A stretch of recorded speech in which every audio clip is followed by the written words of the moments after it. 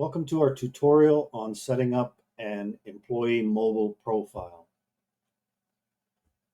Once you're logged in, you're going to want to go to the Time app, and clicking on the Time app will take us to our application here. To set up a mobile profile, you'll need to hover over Configuration, down to Time Clocks, and then over and down and click on Mobile Profiles for Employees. I have two set up here already, but I want to add another one. I click on Add New Mobile Profile, and that brings up a blank page. We need to give it a code. That can be a number or just a brief description. And then the description, we can make it a little bit longer so we know exactly what it is.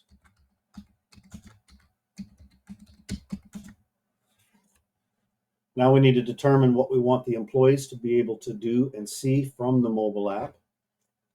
We can have them view their timesheet, which will show them their daily totals.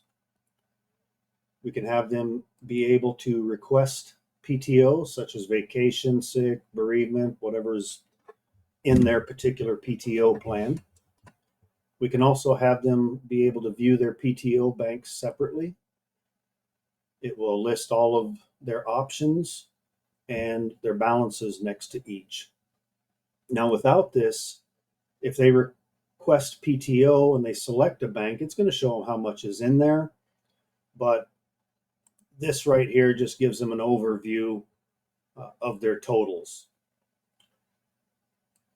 Require count is typically for piecework and not really used, but that's what this is for.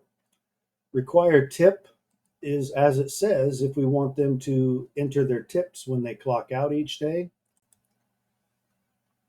we can select this option. We need to make sure that it's set up in the pay types so that it has something to connect to within the application. Now, we could also utilize this for other things. Maybe we use the tip pay type as a per diem or any other type of dollar amount we might want them to enter in for any reason. And we would select that over here, what they're going to see. Enter per diem. And then in the back on the pay type, we would just set that code to whatever matches per diem in payroll. And those would go across into payroll as the per diem. You could utilize this for many things in that fashion, not only dollar amounts, although the entry is in dollar amount, but you may want them to enter how many times they did something, and they could utilize this for that as well. The require photo is if you want the app to take a picture each time they clock in or out. But be aware it's only for in punches and out punches, not for lunch punches or break punches. We don't utilize the trip info. The enable start and end is the in and out. Ask for notes on out means if we have this selected, when they clock out for the day, they'll have the option to be able to enter a brief note that will show up in their timesheet under the notes section that a supervisor or admin would be able to review. They do not have to leave a note, and they can just bypass it when they're clocking out, but it gives them the option to be able to do so if they need. Enable lunch.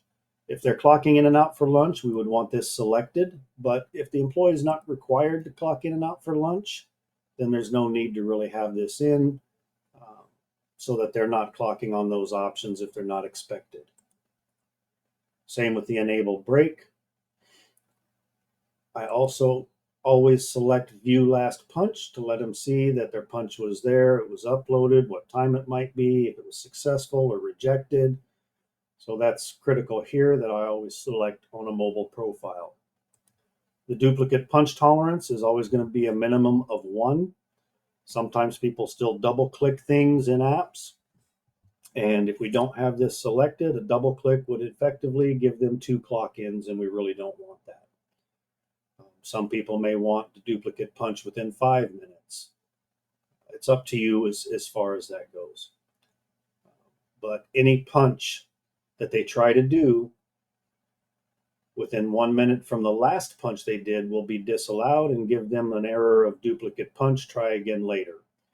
So if I clocked in at 10:39, I would not be able to use any other feature such as lunch, transfer, or clock out until 10:40. Enable transfer. If I need them to select jobs throughout the day, I'm going to use the enable transfer. I also have to select which one I want them to be able to transfer to by selecting it here. Now they could do multiple if that's required, but for the purpose of this video, we're just going to have one level. Over on the level prompt, I would put anything to prompt them to change their job or select their job. Normally I just put select a job, but this depends on you and your employees and what their terminology might be to be able to change jobs. So selecting this here tells the app that when they clock in or when they clock back in from lunch, it will prompt them to choose their job. The enable transfer allows them another button in the app that they can click and change their job multiple times throughout the day. If the employee is only selecting one job each day and they're not going to be transferring jobs back and forth during the day, we really don't need to enable the transfer. Again, we just take it out of their view. It's one less thing for them to click on or mistakenly use. But again, if they're changing jobs throughout their day, we do want this here. So they're going to clock in. It's going to ask them to select their job. They do their job. When they're changing to a different job in the app, they're going to tap on the transfer button and they're going to select the new job they're doing and they're going to go do that job. When that's finished, they come back to the app, click on transfer, select the next job, and so forth until the end of the day. At the end of the day, they're simply going to clock out, and that's going to stop their time in their last job. Enable or enforce geofencing. If we've set up geofencing under the configuration, company setup, and geofence locations, then with this checked, the employee will only be able to clock in or out from the actual radius of the geofence location or locations that you have set up. Minimum lunchtime. This here, if you require your employee to be clocked out for a minimum of, say, 30 minutes, we can set that here. And that way they would not be able to clock back in from lunch until a full 30 minutes has elapsed. The enforced schedule. If you have the employee set up on a schedule, say from 8 to 5, we can select this here. And now they would only be able to clock in at 8 or after 8. And they would only be able to clock out after 8 up to 5 p.m., but not after 5 p.m. If you wanted to give them a little bit of a grace period, we could utilize this here. Let's say 2-minute grace period on in, 2-minute on out. Now they would be able to clock in as early as 7:58 a.m. and they would be able to clock out as late as 5:02 p.m. So that's what the grace and the enforced schedule is and how those work. Your health questions are not often used, but this would be on their clock in if you have it set up in the application, and it would ask them questions such as, do you have a temperature? Were you around anybody with an illness? Things like that, so that you can be sure that the employees are healthy when they clock in. Again, these down here can be set up to have multiple, so that when I clock in, it's going to ask me for my job. Then it's going to ask me for, let's say, a position and a location. So I would have to select each one in turn and make my choices, and then I would be able to be clocked in with these particular items attached to my punch. Unchecking them means that now I'm going to be asked to select a job. Even though I have this over here, it doesn't matter. It's this that's going to determine how many levels I need to select when I clock in or out or transfer. So once I've got the profile completed, I just click save, and we see it's added in down here now. An employee can only be assigned to one profile or another, but not multiple profiles. We can assign multiple employees by using the assign employees. And if we see right here, we've got a John Smith and a lot of others assigned to this one. I'm just going to close this, and now we'll do the assign employees here. I've got no one assigned. Now, I can search for an employee that I want to assign up here and then click filter. Anyone that I have set up here, whether it's a card ID, a name, the results are going to be returned below depending on what I've chosen. In this case, the employee name Smith. I've got several Smiths in here, so I can choose from these or click up here to select all. Now, I can also search via different levels, and I can break that down. So department 1000, job 1005, client 3526, and click filter. Now, I don't have anybody that meets all of these criterias, but if you did, they would show up here, and it would make it easier to select just those employees rather than looking through a list of all the employees. So I'm going to go back here and choose all for all of this. And this is normally the default. Doesn't matter whether these are on anything or not, but this is what your default is going to look like coming in with whatever your first level is. Normally it's going to be division. If I just want to bring up a list to be able to choose from here, I'm going to select filter. That brings up all of my employees, and I could just pick them off one at a time to assign them. In this case, I'm just going to use John Smith. Then I'm going to click confirm. Are you sure? And OK. That employee is now assigned here. When I click on assign employees, I can see that person in here.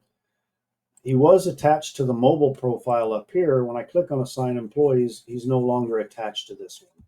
So selecting him on a different mobile profile is going to remove him from the previous mobile profile if that employee was on one. Now, when this employee logs in, they're going to be bound by what we've set up inside this mobile profile. Now, you can also assign employees through the employee and employee details. You can select the employee from here. And again, to make sure it's alphabetical, maybe I want to search alphabetically by first name. I just click on first name. Maybe I want to search alphabetically by last name, A to Z. I click last name again, Z to A. So by clicking on these items up here, I can sort through the different options as needed. So click on last name again. There we go. And maybe we'll do Cindy. I'm going to edit her at the left. And here's the mobile profile. I can click on this and choose the test profile, go down to the bottom and click save. Now Cindy is attached to the test profile. The other thing you might need to be aware of is the default profile. And that's under employees and default profiles.